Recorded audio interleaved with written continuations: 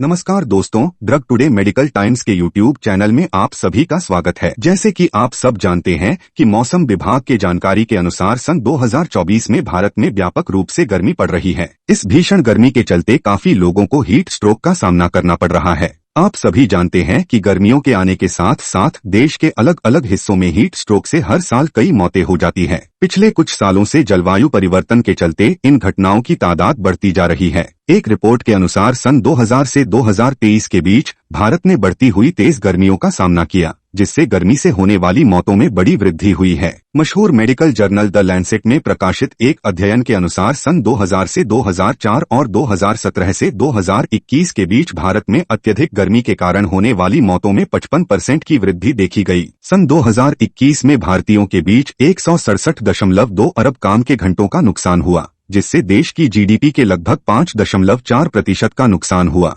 देश के कई हिस्सों में गर्मियों का सामना होता है, लेकिन विशेषज्ञों बताते हैं कि ये गर्मियां अब अधिक लंबी, अधिक तेज और अधिक बार हो रही हैं। हाल ही में दिल्ली के राम मनोहर लोहिया हॉस्पिटल ने एक महत्वपूर्ण कदम उठाया है, जिससे गर्मी से प्रभावित व्यक्तियों को त्वरित आपातकालीन देखभाल प्रदान करने की व्यवस्था की गई है और अत्याधुनिक उपकरणों से लैंस 1-2 बेड आईसीयू की स्थापना की गई ताकि हीट स्ट्रोक के मरीजों का तुरंत इलाज करा जा सके। इस क्लिनिक में विभिन्न सुविधाएं हैं, जैसे कि आइस इमर्शन और आईसीयू प्रावधान, जो लू से प्रभावित लोगों का अस्पताल में पहुंचने पर तुरंत इलाज किया जा सके। इस महत्वपूर्ण पहल को समझाते हुए आरएमएल अस्पताल के चिकित्सा विभाग के प्रोफेसर अजय चौहान ने जलवायु परिवर्तन और गर्मी से संबंधित बीमारियों के बीच का संबंधों का उजागर किया। उन्होंने बताया कि हीट स्ट्रोक एक गंभीर स्थिति है और इस बात का भी जिक्र किया कि तुरंत उपचार नहीं किया जाने पर यह जानलेवा भी हो सकता है। पर ये घटनाएं क्यों बढ़ रही है? जानकारों का माने तो इसके पीछे का मुख्य कारण जलवायु परिवर्तन का प्रभाव है। लैंसेट का सालाना काउंटडाउन रिपोर्ट के अनुसार भारत और पाकिस्तान को मार्च और अप्रैल के बीच लगने वाली गर्मी के लिए जो गर्मी की लू आई, पिछले कुछ सालों में जलवायु परिवर्तन के चलते उसमें 30 गुना इजाफा देखा गया। अत्यधिक गर्मी न सिर्फ स्वास्थ्य को सीधे प्रभावित करता है, जैसे कि दिल की बीमारियों, फेफड़ों की बीमारियों, गर्मी का लक्षण, मां के कोख में पल रहे बच्चे में जेनेटिक परिवर्तन, खराब नींद के पैटर्न, बुरी मानसिक स्वास्थ्य के कारणों को वृद्धि करता है। साथ ही दुनिया भर में गर्मी से होने वाली मौतों में पिछले 2 दशकों में 2/3 की इजाफा हुआ है। प्रोफेसर चौहान ने जनता से आग्रह किया कि अगर किसी हीट स्ट्रोक का शिकार होते देखते हैं तो तुरंत कार्रवाई करें। हीट स्ट्रोक यूनिट जो हमने खोला है, कोई भी हीट रिलेटेड इलनेस का बात और ज्ञान अधूरा है जब तक हम क्लाइमेट चेंज के बारे में बात न करें।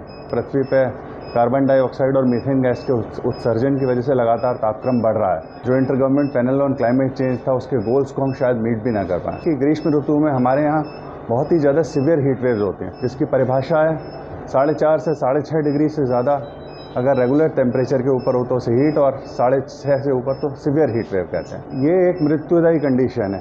हर 100 में से 80 व्यक्तियों का प्राणघात हो जाते हैं अगर उन्हें उचित वक्त पर समुचित इलाज न मिल पाए। इलाज बहुत ही सरल है, साधारण है। आपके माध्यम से आम जनता से अपील करना चाहूँगा, यहाँ तो हमने बहुत अच्छी सुविधाएं की हैं, किंतु सबसे पेरिफेरी में उठाया गया एक कदम हम सब लोगों के लिए जान बचाने में सबसे बड़ा कदम साबित हो सकता है।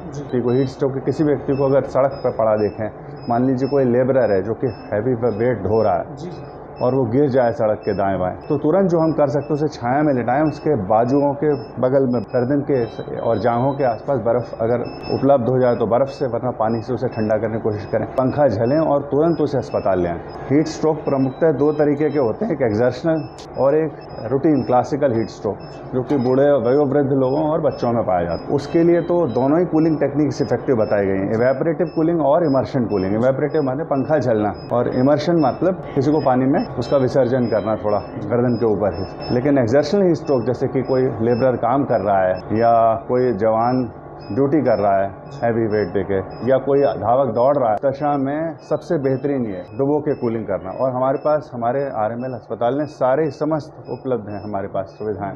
2 इमर्शन टब हैं 300 लीटर के, और हमारे पास जो बर्फ़ है वो लगभग एक दिन में 250 किलो बर्फ़ प्रोड्यूस कर लेता है। लेकिन चूंकि हीट स्ट्रोक या ऊष्मा आघात में सबसे महत्वपूर्ण है पेरिफेरी पे उठाया गया एक कदम, बजाय कि 1 घंटे बाद लाके जो रिकमेंडेड गाइडलाइंस है अगर किसी व्यक्ति को हीट स्ट्रोक हो रहा हो या 40.5 या 106 डिग्री से ज़्यादा उसका टेम्परेचर हो जाए तो उसे तुरंत जितनी जल्दी हम ठंडा कर सकते हैं वो बहुत महत्वपूर्ण है। Every minute count. 0 to 5 degree का टेम्परेचर चाहिए होता है इमर्शन टब में और the recommended rate of cooling 0.15 degree centigrade प्रति मिनट वो होनी चाहिए। पानी के अतिरिक्त इतनी ठंडी से हमें कोई भी चीज़ ठंडा नहीं कर सकती। जो महत्वपूर्ण बात है समुचित मात्रा में वो पानी, और सिर्फ पानी नहीं उसके साथ इलेक्ट्रोलाइट्स यानी कि नमक का सेवन उचित मात्रा में करें घर से निकलने से पहले।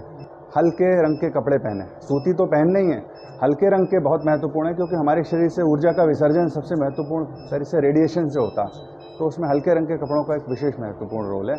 और विशेष तौर से अपने मजदूर भाई बहनों के लिए मेरे पास एक ही पैगाम है कि वो कुछ वक्त की मशक्क़त के बाद वो छाया में जाके बैठ जाएं, क्योंकि देखा गया है हमारी प्यास के जो रिसेप्टर में इतने सेंसिटिव नहीं होते।